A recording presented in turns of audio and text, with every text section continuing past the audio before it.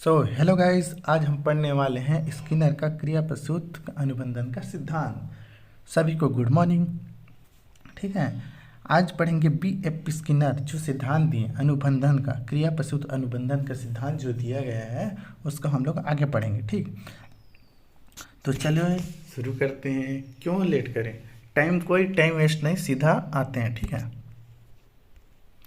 तो देखो सबसे पहले आ जाता है, क्या आएगा, स्किनर का क्रिया प्रसूत का सिद्धांत। ठीक है, स्किनर का क्रिया प्रसूत का सिद्धांत, उसके कुछ महत्वपूर्ण बिंदु हैं दोस्तों, उसको हम लोग पढ़ेंगे, उसके बाद समझने की कोशिश करेंगे। ठीक, तो पहले है स्किनर का क्रिया प्रसूत का नियम। अब इस स्किनर ने जो है क्रिया प्रसूत के नियम में दो प्रयोग किए थे। एक था चूहे पर प्रयोग किया था और दूसरा था कबूतर का। तो आज हम लोग जो दोनों प्रयोग हुआ है उसको देखेंगे। ठीक है, उससे पहले स्किनर के बारे में कुछ जान लेते हैं। ठीक, तो जो B.F. स्किनर थे वो क्रिया प्रसूत का अनुबंधन का जो सिद्धांत दिए उसके प्रतिपादक हैं B.F. स्किनर। ठीक, और उसका प्रयोग कब हुआ था, तो उसका प्रयोग हुआ था दोस्तों 1938 ईस्वी में, 1938 ईस्वी में। ठीक, और उसका प्रयोग क्या किया चूहे पर 1930 में और कबूतर पर 1943 में। ठीक है दोस्तों, तो इसको उतना जानने की ज़रूरत नहीं है, फिर भी हम लोग इसको एक एक बार देख लेते हैं। ठीक, चलो अब आगे चलते हैं। तो देखो इसके बारे में, इस सिद्धांत के बारे में कुछ पॉइंट है, उसको हम लोग पहले देख लेते हैं, फिर उसका प्रयोग देखेंगे। ठीक है, तो इसी को RS थ्योरी भी कहते हैं। ठीक, उसके बारे में आगे जानेंगे, RS थ्योरी है क्या। ठीक, अभी हम लोग देखेंगे इसको। और इसी को बोलते हैं कार्यात्मक प्रतिबद्धता का सिद्धांत। ठीक, और ये सक्रिय अनुबंधन का सिद्धांत भी इसको कहा जाता है। ठीक, मतलब इस सिद्धांत को क्या क्या नाम से जाना जाता है उसको हम लोग देख रहे हैं। पेपर में आ जाता है दोस्तों, सीधा सिंपल ऐसे क्वेश्चन नहीं आता कि स्किनर का सिद्धांत क्या है। ठीक, अगर क्रिया प्रसूत को तो हम लोग पढ़े हैं, लेकिन आ जाए अगर वही स्किनर का सिद्धांत में ये अभिक्रमित अनुदेशन सिद्धांत, अगर हम लोग इसको नहीं जाने रहेंगे तो कहाँ से बना पाएंगे, है ना। पढ़ तो लेंगे, लेकिन अगर इन सब को भी नहीं जानने रहेंगे तो हम लोग कन्फ्यूज हो जाएंगे, इसलिए इसको एक बार देखना बहुत ज़रूरी है। और है ये नैमित्तिक अनुबंधन का सिद्धांत। तो ये जो सिद्धांत है ये भी वही कहलाता है दोस्तों, क्रिया प्रसूत का सिद्धांत, उसको अलग नाम से जानते हैं। ठीक है, नीचे दिया गया है, इस सिद्धांत के अनुसार यदि किसी अनुक्रिया के करने से सकारात्मक एवं संतोषजनक परिणाम मिलते हैं, ये सकारात्मक और संतोषजनक परिणाम मिलते हैं, तो प्राणी यह क्रिया बार बार दोहराता है। असफलता या नकारात्मक परिणाम मिलने पर प्राणी क्रिया को पुनः दोहराने से बचता है, जिससे उद्दीपन अनुक्रिया का संबंध कमजोर हो जाता है। उद्दीपन अनुक्रिया का जो संबंध है वो कमजोर हो जाता है। ठीक, अभी इसको पढ़े देखो, सकारात्मक संतोषजनक, अगर कोई क्रिया को करेंगे और उससे हम लोग को कुछ फायदा मिलेगा या सकारात्मक हम लोग को संतोषजनक परिणाम मिलता है, तो उस चीज़ को जो प्राणी है बार बार करता है, और उसी में नकारात्मक परिणाम मिलता है तो उससे डरता है और बचने की कोशिश करता है। उसी को ये क्रिया प्रसूत के नियम में दिया गया है। ठीक है, आगे जाएंगे और उसमें अच्छे से समझेंगे। तो आगे है स्किनर का क्रिया प्रसूत अनुबंधन के सिद्धांत के बारे में कुछ देखेंगे दोस्तों पहले। ठीक, देखना तो जरूरी है, उसके बाद समझेंगे। तो इस सिद्धांत का प्रतिपादक अमेरिका के हार्वर्ड विश्वविद्यालय के प्रोफेसर B.F. स्किनर के द्वारा 1938 में किया गया था। यह सिद्धांत थर्नडाइक के द्वारा प्रतिपादित प्रभाव के नियम पर आधारित है। थर्नडाइक के प्रभाव के नियम पर आधारित है। इस सिद्धांत को कार्यात्मक प्रतिबद्धता तथा साधक अनुबंध एवं नैमित्तिकवाद के सिद्धांत से भी जाना जाता है, इसको तो पढ़े हैं। इस सिद्धांत के अंतर्गत स्किनर ने सीखने की व्याख्या दो रूपों में की है। इस सिद्धांत को जो है स्किनर ने सीखने की व्याख्या दो रूपों में की है, एक तो प्रतीकात्मक व्यवहार और दूसरा क्रिया प्रसूत का व्यवहार, दो ठो।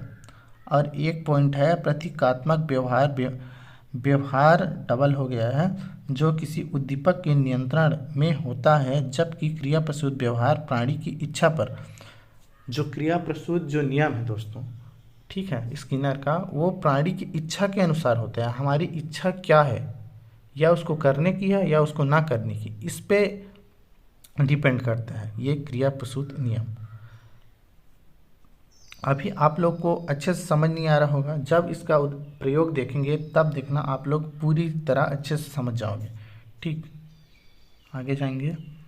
अब आ गया स्किनर का प्रयोग। ठीक है, क्या हो गया, स्किनर का प्रयोग। तो देखो दोस्तों, इसमें तो इसमें बोला गया है, स्किनर पर प्रयोग किया है दोस्तों।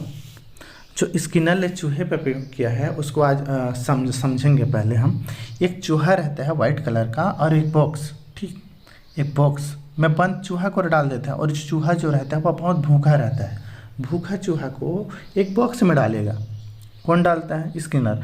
और जो बॉक्स के बाहर में कि जो गेट रहता है छोटू सा, उसके बाहर में भोजन रख देता है। ठीक, तो चूहा तो भूखा है और बाहर में भोजन है, तो उसको खाएगा कैसे, क्योंकि वो तो बंद है ना, बॉक्स के बंद है चूहा। तो चूहा जो क्या करता है, इधर उधर उछलने कूदते लगता है, क्योंकि उसको भूख लगने लगती है।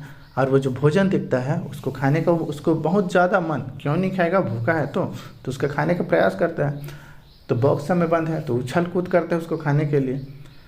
तो जब उछल कूद करता रहता है ना, तो उस बॉक्स में एक लीवर लगा रहता है।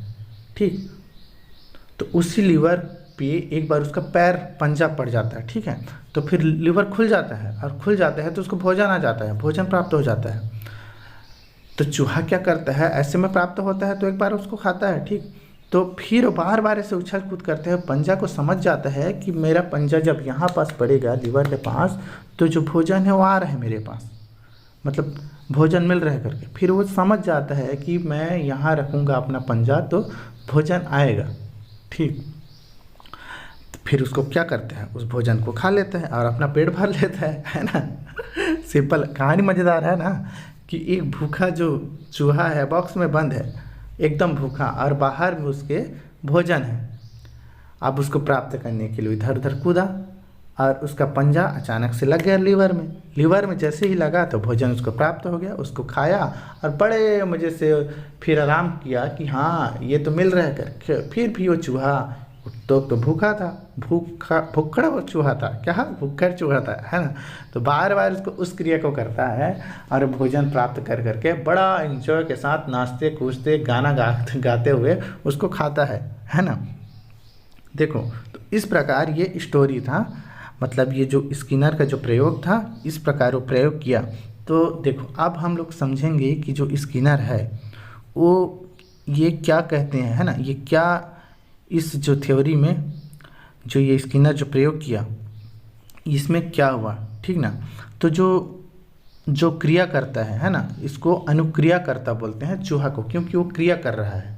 ठीक, कार्य कौन कर रहा है, चूहा, तो इसको बोलेंगे अनुक्रिया करता। ठीक, और भोजन, जो भोजन क्या है, भोजन उसका उद्दीपक हो जाएगा। क्या उद्दीपक, मतलब वो प्रेरणा दे रहा है कि आ मेरे को खा, है ना, आ मेरे को क्रिया करके खा जा, अपना जो मन में है उसको भर ले। ठीक, तो वो जो उद्दीपक है वो उद्दीपक का कार्य कौन कर रहा है, वो भोजन कर रहा है उस उद्दीपक का। और अनुक्रिया करता कौन होगा, अनुक्रिया करता होगा चूहा। ठीक, ये जो चूहा है ना वो अनुक्रिया करता है, और यहाँ जो भोजन है वह उद्दीपक का कार्य कर रहा है। अब देखिए, इसको क्यों भूले हम लोग, ये जो लीवर को, ये लीवर क्या कर रहा है, ये लीवर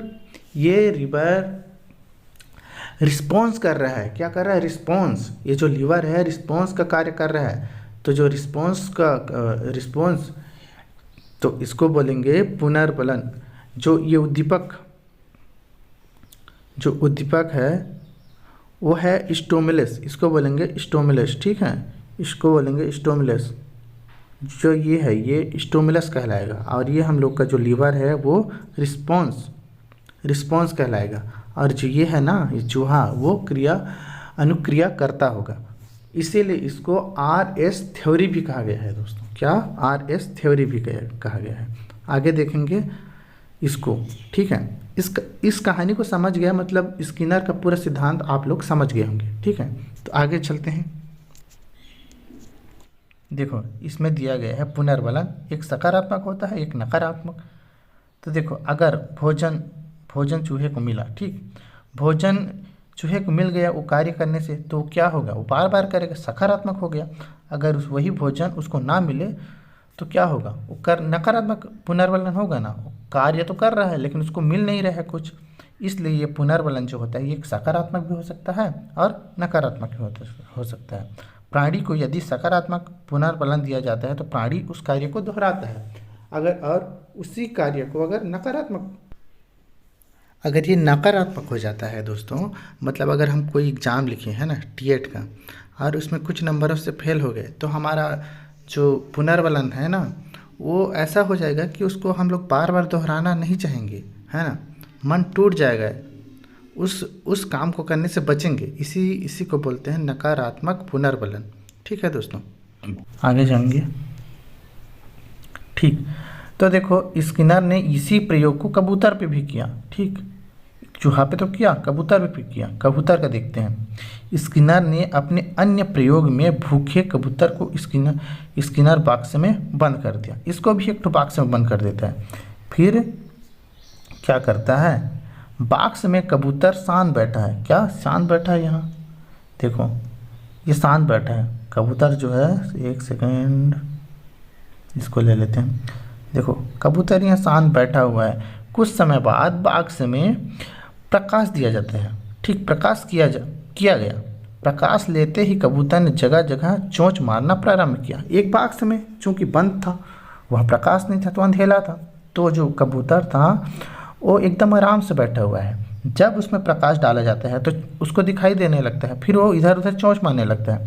इस प्रयोग में स्किनर का लक्ष्य रखा कि कबूतर दाहिनी ओर घूमकर एक पूरा चक्कर लगाकर एक नियमित स्थान पर चोंच मारना सीख जाए। स्किनर का कहना था कि जो कबूतर है वो जिस स्थान में है उसके दाहिनी ओर ऐसे पूरा घूमकर पुनः उसी स्थान में आकर चोंच मारेगा, है ना।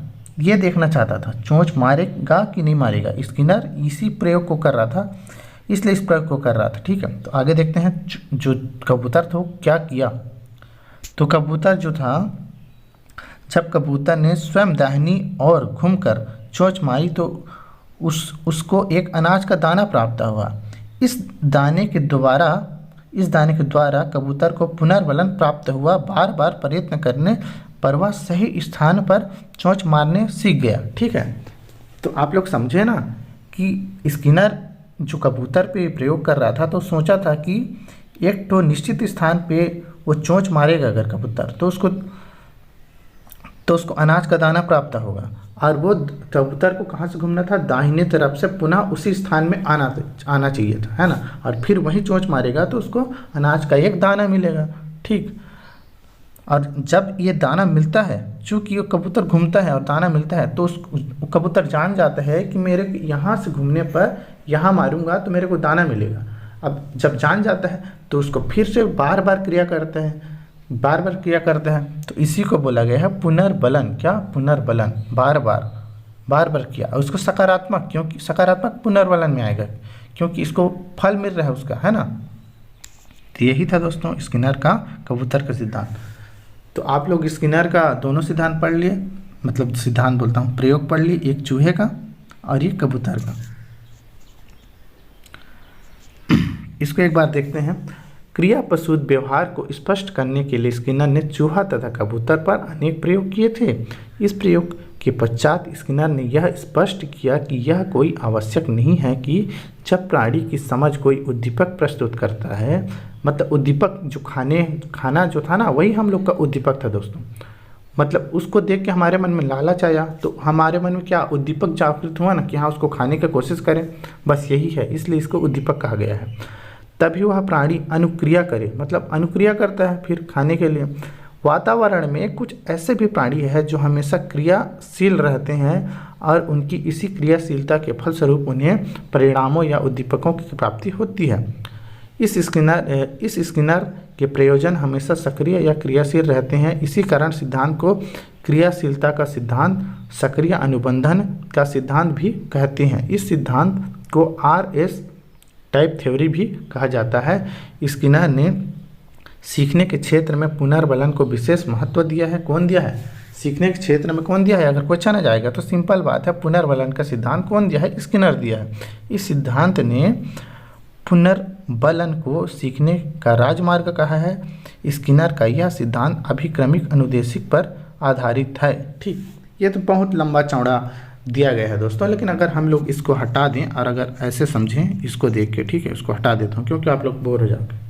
ठीक, तो अगर हम लोग देखें तो ये क्या हुआ है, ये कबूतर को देखते हैं एक बार। ये बोल रहा है कि अगर कोई चीज़ हमारे सामने में है, ठीक, और उसको हम लोग प्राप्त करना चाहते हैं, तो हम लोग वो जो प्राप्त करना चाहते हैं तो हम लोग के मन में उद्दीपक, जो चीज़ था जिसे प्राप्त करना चाहते हैं वो हम लोग का उद्दीपक होगा। क्या होगा? उद्दीपक, जो हमें क्रिया करने के लिए, कार्य करने के लिए क्या बोल रहा है, एक बल दे रहा है, बोलो, एक पुनर्बलन दे रहा है। पुनर्बलन मतलब बार बार करेंगे तो पुनर्बलन, और एक जो पाने का जो इच्छा है जागृत कर रहा है, इसी को उद्दीपक कहा गया है। मतलब जो दाना है, अनाज का दाना, और जो चूहे का जो भोजन था वो हमारा उद्दीपक था, और जो ये जो कबूतर था और चूहा ये अनुक्रिया करता थे, है ना, इसको, और इसी को RS टाइप थ्योरी भी कहते हैं दोस्तों।